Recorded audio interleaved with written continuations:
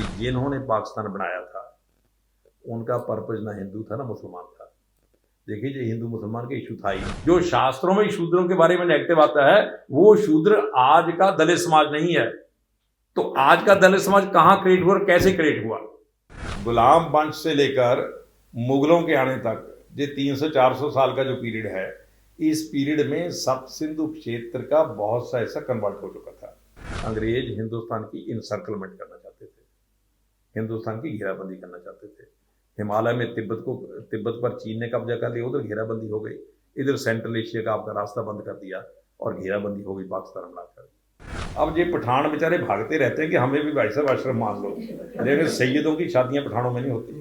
हिंदुस्तान पर जितने हमले हुए जो इस्लाम के पैदा होने के बाद के हुए, पहलों की बात मैं नहीं करता भाई, शाक आए हूण आए, वो तो अब शायद पहचानना भी मुश्किल ही हो गए होंगे। जितने हमले हुए वो रास्ता तो एक ही था, अफगानिस्तान वाला ही था, दर्रा खैबरी था रास्ता। तो हमारी पुरानी किताबों में जिक्र आता है कि अरबों ने हमला किया, तुर्कों ने हमला किया, मुगलों ने हमला किया। पुरानी किताबों में ये कहीं नहीं लिखा हो कि मुसलमानों ने हमला किया। गुरु नानक देव ने भी अपनी वाणी में तुर्कों का लिखा, मुगलों का लिखा कि मुगलों ने हमला किया, जम कर मुगल चढ़ाया, कि यमराज के समान मुगलों ने हिंदुस्तान पर हमला कर दिया।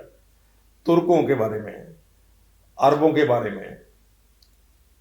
लेकिन जब अंग्रेज यहां आए तो उन्होंने एक शब्द चेंज कर दिया।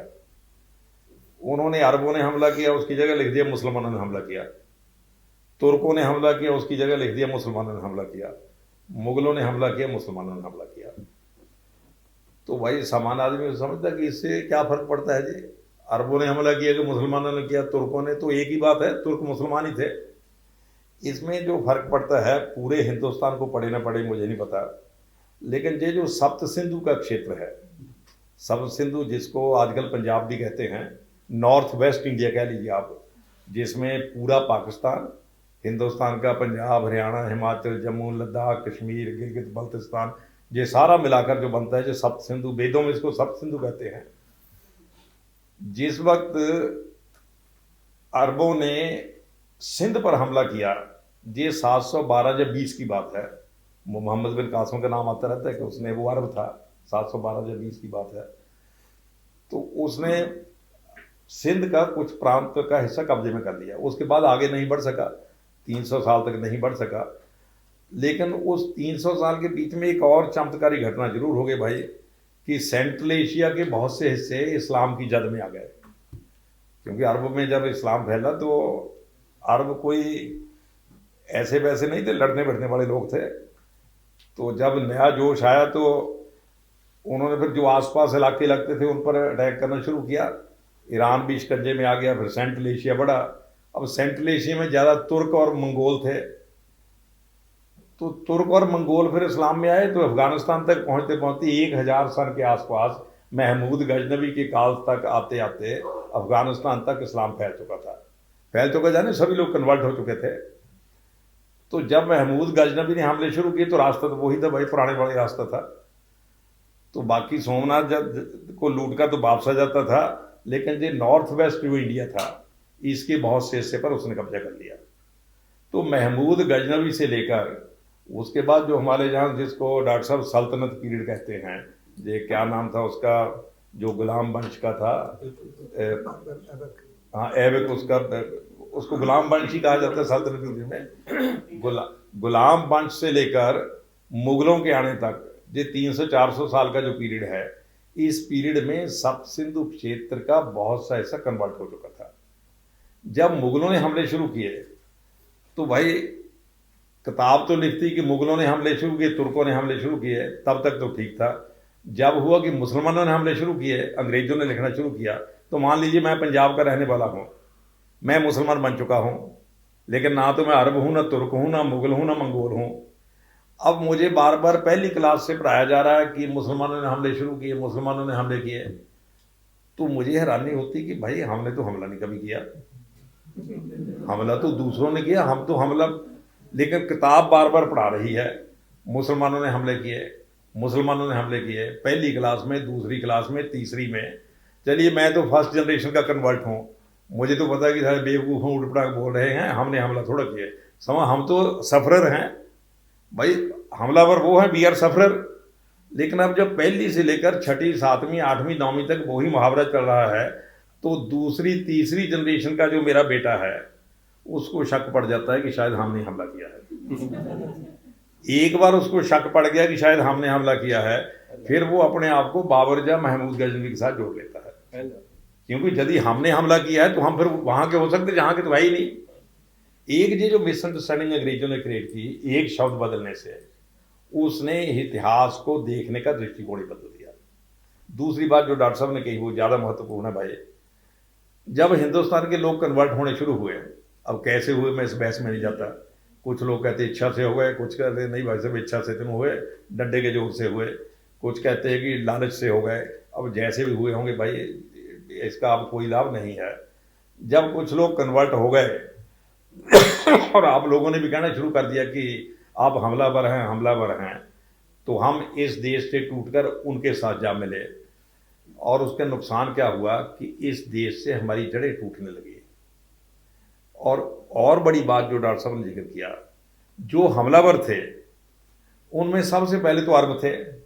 अब अरबों में भी भाई टॉप पर कौन है, वो सैयद है। सैयद इसलिए टॉप पर है कि सैयद अपना जो जोड़ है वो हजरत मोहम्मद के क्लैन से जोड़ता है, उनके जो दामाद थे उनके बेटों से, उससे जोड़ता सैयद। और सैयद के बाद कौन है फिर, अरब तो है ही, खैर अरबों में भी सैयद है। लेकिन जब भाई ईस्ट सेंट्रल एशिया पर हमले शुरू हुए, सब तुर्क भी मुसलमान हो गए। अब अरबों की बदकिस्मती ये रही कि वो ना इधर को बढ़ते तब तक तो ठीक था, लेकिन जब वो बढ़ गए तो तुर्क जनसंख्या में ज़्यादा हो गए, अरबों की जनसंख्या कम हो गई। और अरब भी सारे अरब कोई हजरत मोहम्मद के पीरियड में ही मुसलमान हो गए थे ऐसा नहीं था, कुछ कबीले हो गए थे, कुछ लड़ते भिड़ते भी रहते थे, कुछ उनके जाने के बाद कन्वर्ट हुए। अब तुर्कों की संख्या ज़्यादा हुई तो तुर्क भी भगवान की दया से वैसे ही थे जैसे अरब थे भाई। तुर्क कोई डरने वाले लोग तो नहीं थे, वो भी लड़ने भिड़ने वाले लोग थे। जब तुर्कों का आधिपत्य बढ़ा, एक बात जो डॉक्टर साहब ने कही आलम जी अपने मसूद भाई ने, वो बड़ी महत्वपूर्ण है। तैमूर लंग का इन्होंने जिक्र किया है। तैमूर लंग का जिक्र बार बार मुस्लिम हिस्ट्री में आता है, कोई पॉजिटिव कारण से नहीं, नेगेटिव कारण से। नेगेटिव कारण मतलब सैयदों की दृष्टि में नेगेटिव कारण से। तैमूर लंग लगड़ा था इसलिए उसको लंग कहते थे। वो अजरबैजान जा इधर का था, जो आजकल ताशकंद जिस प्रदेश में है उसका था रहने वाला। उसने भाई हमला करके क्या ईरान क्या आसपास का सब इलाका जीत लिया। फिर उसने सैयद पकड़े कि अब अनाउंस करो आगे से इस्लाम का खलीफा तुर्क होगा। उसने कहा अब आगे से खलीफा मैं हूं। अब भाई सैयद कम वक्त ये कैसे मान ले कि खलीफा तो एक तो अरब ही हो सकता है, दूसरा तो हो ही नहीं सकता, अरब में भी सैयद ही हो सकता है। अब ये भला मानस कह रहा है कि खलीफा हम हैं, तो सैयदों ने इनकार कर दिया कि भाई साहब ये तो मुश्किल है, बाकी जो कोई काम है बताओ, ठीक है हम हार चुके हैं, आपने हमें जीत लिया है, अब आप हमारे शासक हो एक प्रकार से, लेकिन ये जो आप डिमांड कर रहे हो ये तो बहुत ही ज़बरदस्त डिमांड है, ऐसा नहीं माना जा सकता। तो एक कश्मीर में बहुत बड़ी कहानी है जो हर कश्मीरी आपको सुना देगा। कश्मीरी का मतलब मैं केवल हिंदू की बात नहीं करता, कश्मीरी मुसलमान भी सुना देगा। जब तैमूर लंग ने कहा कि हमें खलीफा मानो तो सैयदों ने इनकार कर दिया। उसने फिर वो लॉरेंस तो उसको कथा को और ढंग से सुनाता है। वो कहता है कि इसमें ईरान के उस हिस्से में जहाँ तैमूर लंग का कब्जा था, कोई बहुत ही गरीब आदमी था तो भूखा मर रहा था, तो रात को तैमूर लंग भेष बदल कर थोड़ा प्रजा की हालत जानने के लिए घूमा करता था। अब वो आई डाउट कि वो घूमा करता होगा, जैसा उसका अत्याचारी स्वभाव था, लेकिन मान लेते वो कथा कश्मीरी सुनाते रहते हैं। तो जब वो रात को गया तो एक अंदर से रोने की आवाज़ आ रही थी, तो उसने बेचारे ने सुना कान लगा कर, तो कोई रो रहा था, बच्चे रो रहे थे कि 3 दिन से भूखे हैं। उसकी पत्नी पति को डांट रही थी कि तुम काम नहीं कुछ करते और बच्चे मर रहे हैं और कुछ नहीं। वो भी बेचारा बहाने बना रहा होगा कि अब क्या कर सकता हूँ। तो उसको दया आ गई तैमूर लंग को, उसने सोने के 2 सिक्के उसके आंगन में फेंक दिए। तो जब सुबह हुई तो भाई सोने के 2 सिक्के मिल गए, तो वो गया बाजार में सामान खरीद कर लाया और उसने तो ऐश करना शुरू कर दिया। आसपास सब सैयद थे। सैयदों ने देखा कि ये रोता रहता था और भूखा मरता था, ये अब मतलब देसी दाल तो अब मुर्ग मसाला में उड़ा रहा है। तो उनको लगा कि नहीं, हमारे पैसे की चोरी कर ली इसने। उसने कोर्ट में नालिश कर दी सैयद ने कि हमारी चोरी की है। तो केस चल पड़ा, इर्द गिर्द चर्चा भी होने लगी। वो कहे मैंने चोरी नहीं की। तो कहते मामला तैमूरलंग तक पहुंच गया। तो वो तो जानते ही था कि मैंने सिक्के फेंके हैं। उसने दोनों पार्टियां बुला ली, सईदों को पूछा कि आपकी चोरी की है? वो कहते 100% की है। एक ने तो बता ही दिया कि मेरे घर में इतने पड़े थे, 2 गुम हो गए। तो उसने फिर कहा कि ऐसा है। तो उसमें आता है कि सैयद को आग जला नहीं सकती। ये सैयदों में एक भ्रम है कि बाकी सारी दुनिया जल सकती है। हाँ, जहन्नम की मैं कहता हूँ, जब जहन्नम की नहीं जला सकती तो जे भरीमान साहब तो क्या कर सकती है। तो उसने कहा कि आग जला नहीं सकती। उसने कहते अष्ट धातु का घोड़ा बनवाया, उसको आग से लाल कर दिया कि इस पर चढ़ जाओ। अब भाई जो चढ़ गए वो उतर गए, वो तो गए। और जो भागने लगे कुछ को मार दिया, कुछ डर कर भागे वो कश्मीर में आए।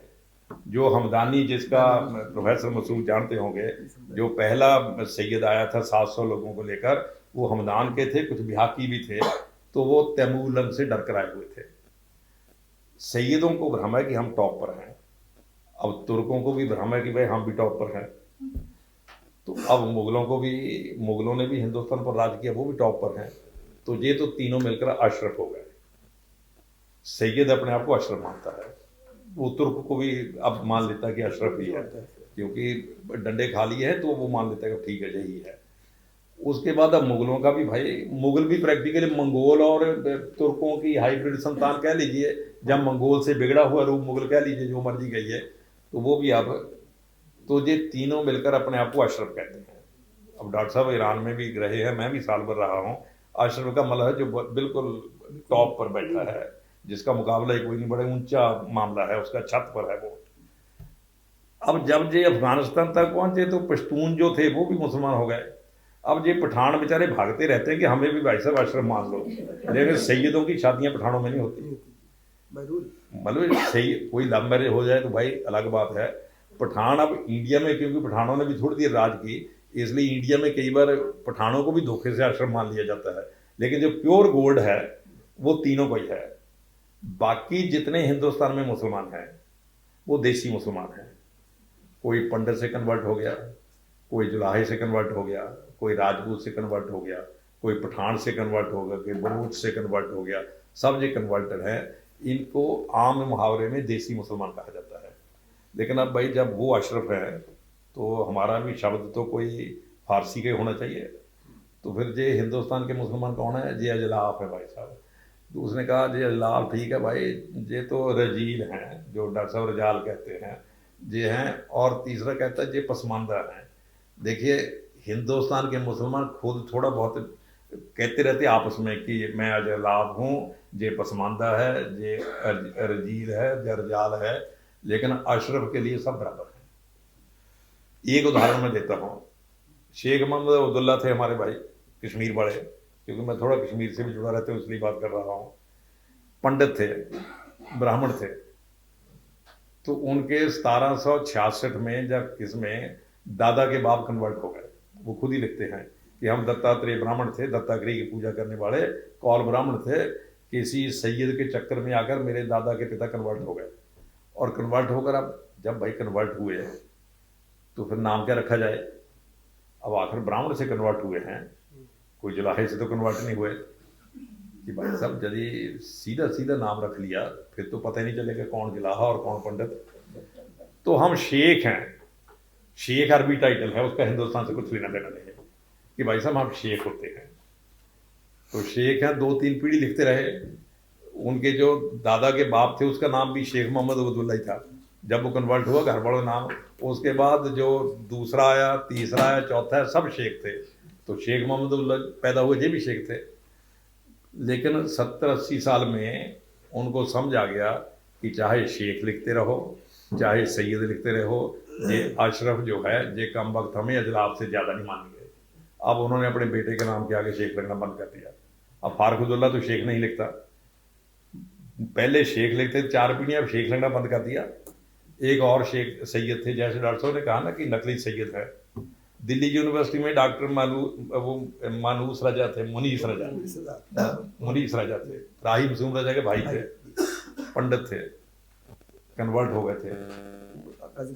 हमारे कपाही जी जो फिजिक्स के प्रोफेसर हैं दिल्ली यूनिवर्सिटी में, उनके अच्छे मित्र थे। कपाही जी को भी जिंदाबाद मुर्दाबाद करने की आदत थी, और बीसी के वो टीचर जिंदाबाद मुर्दाबाद करे तो थोड़ी दोस्ती हो जाती है।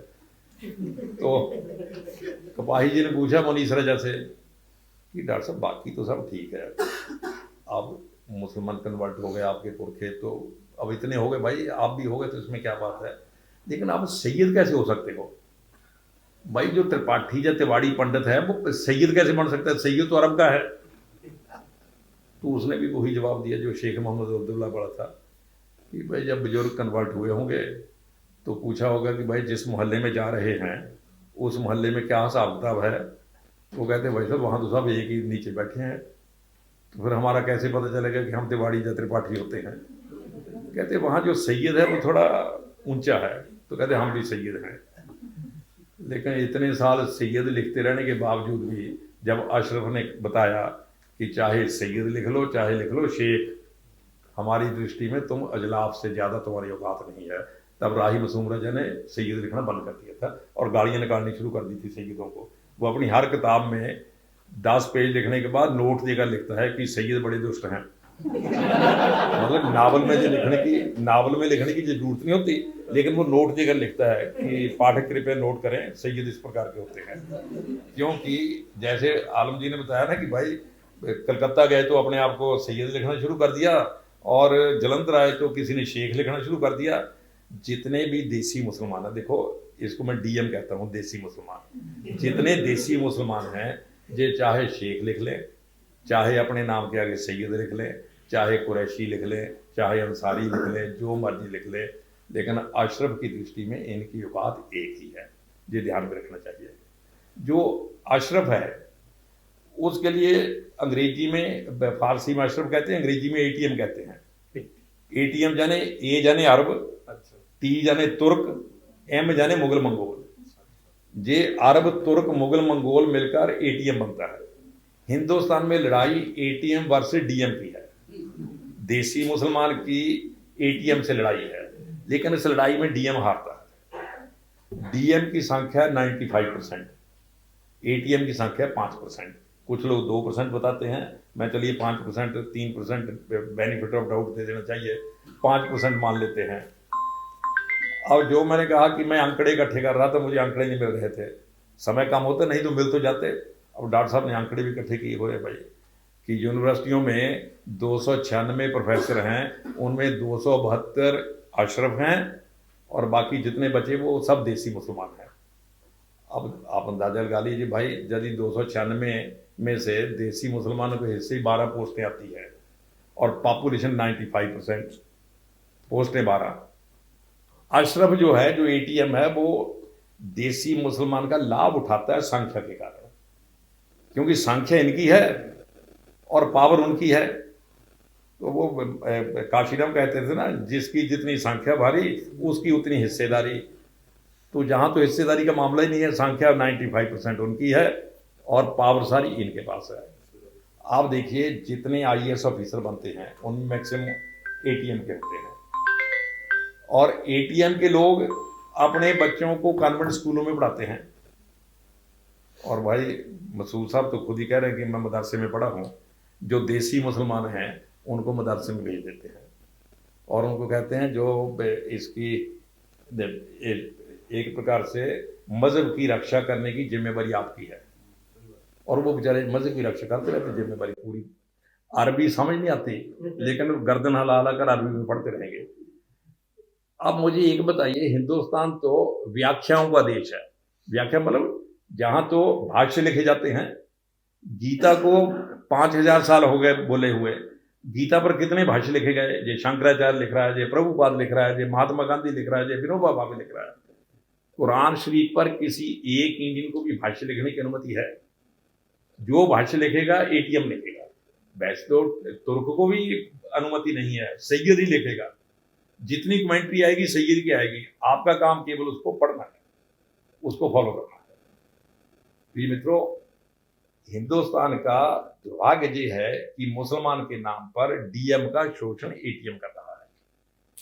अब अंबेडकर का जो थॉट्स ऑफ पाकिस्तान है उसमें जो महत्वपूर्ण बात है, जिस वक्त अंग्रेजों का जहां कब्जा हो गया तो मुगलों का राज्य था, जहां बहुत वैसे तो काफी उखाड़ ही दिया था शिवाजी मराठा ने। दक्षिण में तो महाराष्ट्र में तो मामला साफ कर ही दिया था। राजस्थान में भी सिसोदिया राजपूत तो जयपुर वाले तो चलो भाई नतमस्तक हो गए थे, लेकिन वो सिसोदिया वाले भिड़ते रहते थे। हल्दी घाटी में इधर उधर जो होता था ड्रामा करते रहते थे। और जो सब सिंधु क्षेत्र में नॉर्थ वेस्ट में जो दश गुरु परंपरा शुरू हुई गुरु नानक देव से लेकर गुरु गोविंद सिंह तक, उसने भी मामला थोड़ा चौपट कर दिया था। तो लेकिन तब तक अंग्रेज आ गए, उन्होंने कब्जा कर लिया। एटीएम को लगा कि इन्होंने हम पर सत्ता हमसे छीनी है, तो इसलिए इनका विरोध करना चाहिए। तो जितना विरोध हो सकता है उन्होंने किया। 1857 की लड़ाई में, तभी कहते हैं ना सभी कि 1857 की लड़ाई में हिंदू मुसलमान इकट्ठे होकर लड़े। भाई इकट्ठे तो होना ही था। एटीएम को लगता था कि हमसे सरकार छीनी है, इसलिए वो भी अंग्रेजों के खिलाफ थे। लेकिन जब 1857 में हार गए हम, तो एटीएम को एक बार समझ जल्दी आ गई कि अब अंग्रेज यहां से जल्दी जाने वाले नहीं है, नंबर एक। नंबर दो, यदि गए भी तो जहां डेमोक्रेसी आ सकती है, और गलती से डेमोक्रेसी आ गई तो फिर तो एक आदमी की एक वोट है। तो हमारी तो जनसंख्या 5% है, तो 5% में तो दिल्ली नगर निगम का एक मेंबर चुना जा सकता, और तो कुछ नहीं चुना जा सकता। तो सत्ता थी बादशाहत की और मामला निपट जाएगा दिल्ली नगर निगम की एक मेंबरशिप पर। तो कैसे किया जाए? एक ही तरीका था, ये जो देसी मुसलमान हैं इनको पीछे लगाया जाए और नेतृत्व खुद संभाला जाए। तो एक ही तरीका जो हो सकता है, कुछ देर जो एक्सपेरिमेंट किया, जो आपके अलीगढ़ मुस्लिम यूनिवर्सिटी वाला वो नाम सैयद अहमद खान जो था, वो इस प्रकार की कथा कहानियां सुनाता रहता। उसकी बहुत किताबें हैं कि मुसलमानों को इकट्ठे करता था कि हमने हिंदुस्तान पर ये किया, हमारे पूर्वजों ने ऐसा कर दिया। केवल लोगों ने पूछा भी जो आगे मुसलमान बैठे होते थे कि भाई साहब हमने का क्या मतलब, आपके बुजुर्गों ने किया हो, हम तो धक्के खाने बड़ों में से हैं। जैसे मैंने कहा वी आर सफरर, आप हमें भी साथ में ही समेट रहे हो कि हमने किया। जब 47 में जे जामा मस्जिद के आसपास ना, वो हमारे जो थे शिक्षा मंत्री पहले बने थे, क्या नाम था उसका, अबुल कलाम आजाद, वो भी सैयदी थे। उसको मुसलमानों ने बुलाया, देश बंट गया था, लड़ाई झगड़ा बहुत बढ़ गया था, दिल्ली में कुछ पंगा ज्यादा ही था। तो बुलाया कि अब्दुल कलाम आजाद को, शिक्षा मंत्री थे, वो गए। उनका जामा मस्जिद का भाषण बड़ा क्लासिकल भाषण है। अब सुनने वाले कौन थे? मेरठ के आसपास के गांव के इलाकों के मुसलमान थे जो डर कर आए हुए थे। और सैयद साहब उनको क्या बता रहे हैं कि आप इतने डरे हुए हो, मैंने तब भी आपको कहा था कि आप जिन्ना के पीछे मत लगो, मेरे पीछे चलो। अब देखो आपकी क्या हालत हो गई। और उसके बाद क्या कहते हैं, आप वो लोग हैं जिनके बुजुर्गों ने समुद्र में तूफान पैदा कर दिए थे, आप वो लोग हैं जिन्होंने कभी हिंदुस्तान में भूकंप लेकर आए थे। अब सामने बैठे मेरठ के आसपास के बेचारे जाट और गुज्जर, तो उनके बुजुर्ग भूकंप कहां लेकर आए थे? सैयदों के बुजुर्ग भूकंप लेकर आए थे। वो उनको भी यही बता रहा है कि आप वो लोग हो। कारण क्या? एटीएम देसी मुसलमान को अपने साथ जोड़ना चाहता है, क्योंकि देसी मुसलमान के बिना एटीएम की औकात जीरो है। इसलिए एटीएम की स्ट्रेटजी का हिस्सा था कि आगे देसी मुसलमान को करो, कंट्रोल पीछे से अपना रखो। भाई जब पाकिस्तान बनाने की बात आई तो नेतृत्व किसको दिया? जिन्ना को। जिन्ना तो देसी मुसलमान था, वो तो बेचारा, जैसे आलम साहब ने कहा ना, वो लंदन चला गया था दुखी होकर। और दुखी किस बात से हुआ था कि भाई साहब गांधी जी के खिलाफत का क्या ड्रामा कर रहे हैं कि तुर्की में खिलाफत रहनी चाहिए, उसका हिंदुस्तान के देसी मुसलमान से क्या लेना देना? भाई हमारे ग्राम के जलाहे को क्या पता कि तुर्की में खलीफा कौन हो कौन ना हो, उसने क्या लेना देना? लेकिन गांधी जी अड़े हो जाए, नहीं तुर्की खिलाफत जो है वो तुर्की के पास रहनी चाहिए। हिंदुस्तान के मुसलमान को पता ही नहीं कि कौन खलीफा क्या खिलाफत, वो तो बेचारा यहीं का लोकल आदमी है। लेकिन गांधी जी ने सभी को इकट्ठा कर दिया, एटीएम और डीएम को इकट्ठा कर दिया, एक ब्लॉक बनाने की कोशिश की। तो जिन्ना दुखी हो गए कि भाई साहब आप क्या ड्रामा कर रहे हो, हमने क्या लेना देना तुर्की से, हमने क्या लेना खलीफा से, हम तो गुजरात के फलाम मुसलमान हैं। तो वो नाराज होकर लंदन चले गए। फिर जहां से भाई कुछ लोग गए मनाने के लिए, जब एटीएम को लगा कि हमारा अकेले तो कुछ नहीं कर सकते भाई साहब, आप आइए, अब आपको ही लीडर बनाएंगे। तो जब तक जरूरत थी लीडर बनाया, और उन्होंने अपने पीछे मुसलमान लगा लिए, देसी मुसलमान बेचारे। और जब पाकिस्तान बन गया, जो कॉन्स्टिट्यूशन असेंबली में पहला भाषण जिन्ना का हुआ, वो भाषण क्या था कि now state has been formed, कोई हिंदू नहीं है, कोई मुसलमान नहीं है, state has nothing to do with religion, और कोई अपने गुरुद्वारे में जाए, मंदिर में जाए, मस्जिद में जाए, राज्य को उससे कुछ लेना देना नहीं। आप हैरान होंगे, एटीएम ने जिन्ना का ये भाषण रेडियो स्टेशन से प्रसारित करने के लिए मना कर दिया। मतलब जिसने पाकिस्तान बनाया, जो गवर्नर जनरल भी था, उसकी पावर क्या थी कि उसका भाषण एटीएम ने वहां से ब्रॉडकास्ट करवाने से मना कर दिया। चलिए, उसकी तो बेचारे की डेथ हो गई, उसकी बहन राष्ट्रपति के चुनाव के लिए खड़ी हुई, फातिमा जिन्ना था उसका नाम, पोस्टर लगाए कि ये बेशिया है। जिसने, जो कायदे आजम है, अभी भी उसके फोटो वोटो लगाकर घूमते रहते हैं, जो कायदे आजम है, उसकी बहन को तुम बेशिया कह रहे हो, क्योंकि देसी मुसलमान से जो पर्पस था वो पूरा हो गया, आपका काम पूरा हो गया। अब उसकी बात वही है जो देसी मुसलमान की है। अब एटीएम को एक और खतरा पैदा हो गया पिछले कुछ दिनों से। अब देसी मुसलमानों में थोड़ी सुगबगाहट बढ़ती जा रही है। कुछ भाई, आप लोगों ने हमें कुछ बराबर माना नहीं, आप अशरफ अपने आप को बड़ा समझते हो, हमें कुछ नहीं मानते। एक मैं इसमें और ऐड करके अपनी बात भाई खत्म करूंगा। एक नैरेटिव अलीगढ़ मुस्लिम यूनिवर्सिटी ने बनाया जो बड़ा खतरनाक है कि भाई साहब देखिए, ये जो सोगढ़ छोटी जाति के मुसलमान है ना, ये तो अपनी इच्छा से मुसलमान बन गए। ये आमतौर पर कहते हैं ना जी कि भाई साहब हिंदुओं में बड़ा मतभेद करते थे, किसी के हाथ की रोटी नहीं खाते, किसी का पानी नहीं पीते, ये बेचारे बहुत दुखी थे, और दुखी होकर ये कन्वर्ट हो गए, मुसलमान हो गए।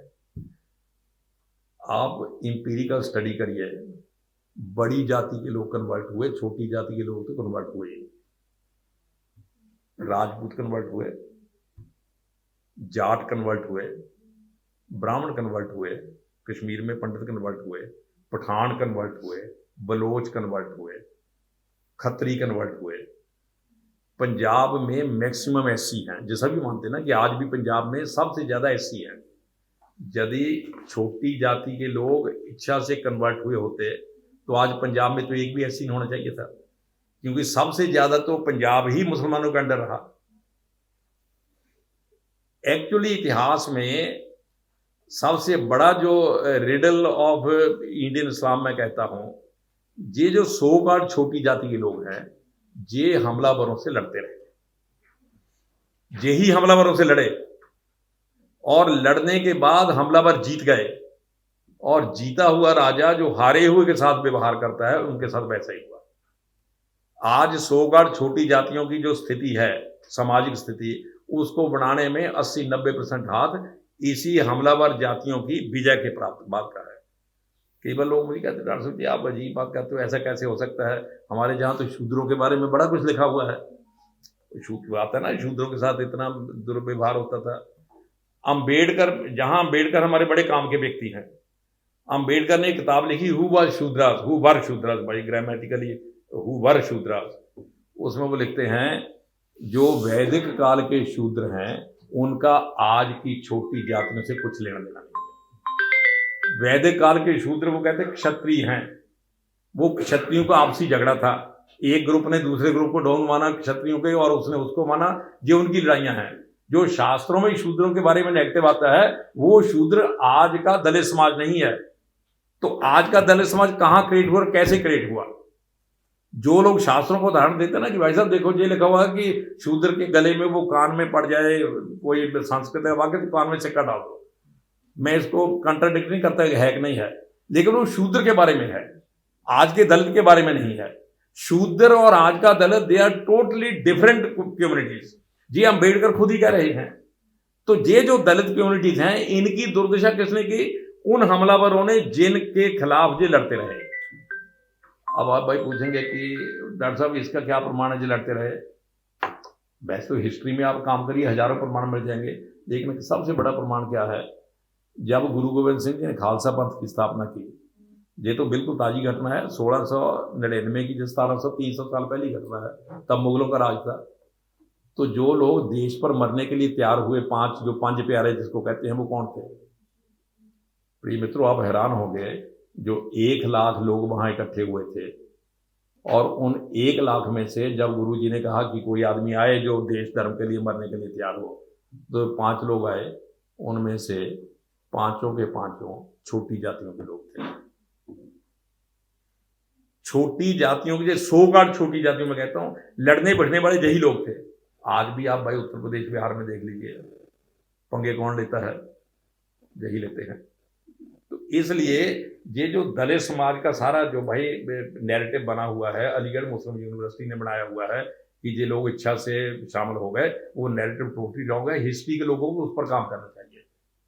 और आज गड़बड़ क्या हो रही है? आज ये देखिए, आज अजलाफ कम्युनिटी जो है, जिसको मैं देसी मुसलमान डीएम कह लीजिए, उसमें सुगबुगाहट शुरू हो गई है। मल्ले में हमारा स्टेटस क्या है, उसके मामले में वो टस से मस नहीं पड़े कि आपका स्टेटस अजलाफ, वो पसमानदा, रिजाल, अरजील, जो मर्जी फारसी के ये 50 शब्द हैं, हाँ अरबी के ये 50 शब्द हैं, अर्थ सबका एक ही है। कोई सोना 24 कैरेट का है, कोई 22 कैरेट का है, कोई 16 कैरेट का है, मामला एक ही है। इनका झगड़ा जिस मोहल्ले में ये एंटर किए हैं उस मोहल्ले में अपने स्टेटस को लेकर है। अशरफ स्टेटस देने को तैयार नहीं है। इसलिए भाई चिंता है कि मोहल्ला छोड़कर वापस ना चले जाएं, कि भाई अपने मोहल्ले में लड़ते भिड़ते रहेंगे, भाइयों से लड़ते भिड़ते रहेंगे, 2 डंडे उनके मारेंगे, 2 खाएंगे।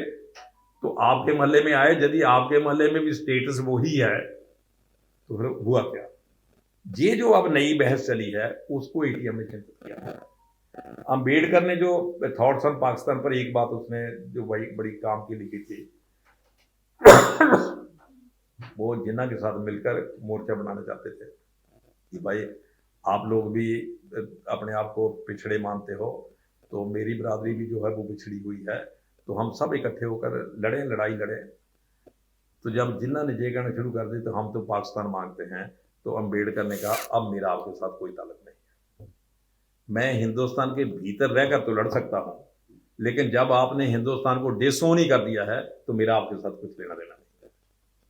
तो अंबेडकर के थॉट्स ऑन पाकिस्तान जब हम पढ़ते हैं, अंबेडकर को एक आशा थी भाई, उसने लिखा है कि कोई ऐसा फार्मूला नहीं बन सकता कि अभी इनको पाकिस्तान दे दिया जाए और 10 साल के बाद फिर इनको हिंदुस्तान में शामिल होने की अनुमति दे दी जाए।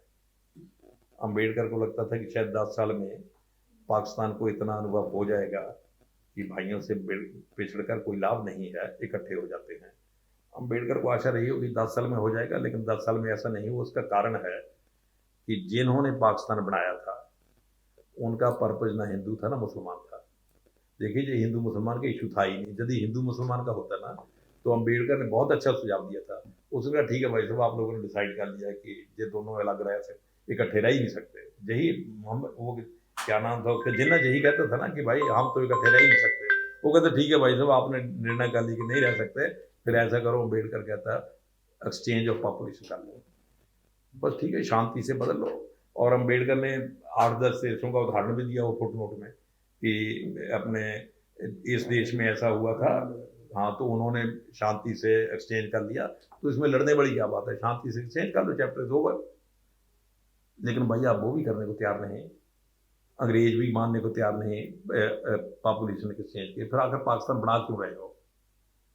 पर्पज क्या है? एक मैं कई बार इसको कोट कर चुका हूँ। एक पाकिस्तान में किताब आई थी, पहली का उर्दू का कायदा, कुछ पहली का उर्दू कायदा कुछ ऐसा था, है हाँ कुछ है सकता, उस पर बैन लगा दिया था पाकिस्तान गवर्नमेंट ने। उसमें छोटे छोटे प्रश्न उत्तर थे। एक आदमी प्रश्न करता है कि पाकिस्तान में कौन रहता है? वो कहता है पंजाबी रहते हैं, बंगाली रहते हैं, उन दिनों बांग्लादेश भी, सिंधी रहते हैं, पठान रहते हैं, ऐसे 5-7 उसने बताया। उसमें हिंदुस्तान में कौन रहता है? तो जी क्या बात है, हिंदुस्तान में पंजाबी रहते हैं, पठान भी रहते हैं, बंगाली भी रहते हैं, सिंधी भी रहते हैं। वो कहते हैं फिर अलग अलग क्यों रहते हैं? वो कहते हैं ये प्रश्न मत करो, सरकारें बुरा मानती हैं। जी अलग अलग क्यों रहते हैं? क्योंकि जिन्ना कहते थे मजहब के कारण अलग रहते हैं, कि दोनों का मजहब अलग है। लेकिन हिंदुस्तान में तो फिर इतने मुसलमान भी रहते हैं और खत्री मुसलमान भी है, हिंदू भी है। तो यदि वो रह सकते तो वहां के जहां क्यों नहीं रह सकते? प्रैक्टिकली पाकिस्तान का जो मामला था वो हिंदू मुसलमान का उससे कुछ लेना देना नहीं था। अंग्रेज हिंदुस्तान की इनसर्कलमेंट करना चाहते थे। हिंदुस्तान की घेराबंदी करना चाहते थे। हिमालय में तिब्बत पर चीन ने कब्जा कर लिया, उधर घेराबंदी हो गई, इधर सेंट्रल एशिया का आपका रास्ता बंद कर दिया और घेराबंदी हो गई पाकिस्तान बनाकर। यदि अफगानिस्तान ना होता, पाकिस्तान ना होता, तो आप लोग भाई जहाँ से बस पकड़कर दुनिया में कहीं भी जा सकते थे, एशिया, अफ्रीका, यूरोप, कहीं भी घूम सकते थे। और चलिए घूमने का तो सारी दुनिया भाई घूमने थोड़ा जाती है, ट्रेड तो जाता है ना। ये देखिए, ट्रेड का रास्ता लैंड रूट होता है, जहाजों से ट्रेड नहीं होता, ना समुद्री जहाजों से ट्रेड होता है, ट्रेड होता है लैंड रूट से। आपका लैंड रूट काट दिया, उसके बाद फिर लैंड रूट जुड़ गया था जी, जम्मू कश्मीर के रास्ते गिलगित से होते हुए फिर अफगानिस्तान, अफगानिस्तान से फिर दुनिया, और फिर कम वक्तों ने हमला कर दिया जम्मू कश्मीर पर। और जब इंडियन आर्मी हटाने लगी, तो जब गिलगित से पहले ही उन्होंने बंद कर दिया, भाई साहब वो सीज फायर कर दो, तो सीज फायर कर दिया। आपकी इंसर्कलमेंट करने के लिए पाकिस्तान बनाया था, और एक परमानेंट दुश्मन। यदि पाकिस्तान थोड़ा ढीला भी होना चाहता है, तो जिन्होंने बनाया था वो कसते हैं उसको कि भाई जिस काम के लिए तुम्हें खड़ा किया तुम काम ही छोड़ रहे हो, तो फिर तुम्हारा पर्पस क्या हुआ, बनाया किस लिए? तुम्हें खड़ा पढ़ाकर इतना तगड़ा किया है इस काम के लिए, अब तुम वो काम ही छोड़ रहे हो। लेकिन मेरा यही कहना है भाई, आज अम्बेडकर को हम पाकिस्तान के मामले में याद कर रहे हैं। अम्बेडकर लास्ट तक, शुरू में उन्होंने जरूर लिखा कि पाकिस्तान बढ़ना चाहिए, उसके आर्गूमेंट भी यही थे कि भाई मुसलमानों का आप विश्वास नहीं कर सकते। लेकिन प्रोफेसर आलम ने बिल्कुल ठीक कहा, he was talking about Ashraf, he was not talking about Ajlaf. हिंदुस्तानी मुसलमानों के बारे में नहीं वो कह रहा था, वो अशरफ के बारे में कह रहा था। वो ऐसा क्यों कह रहा था? क्योंकि अशरफ ही उन दिनों डोमिनेट करते थे। बेचारे इस्लाम को तो आज कोई नहीं पूछता, उन दिनों किसने पूछना था?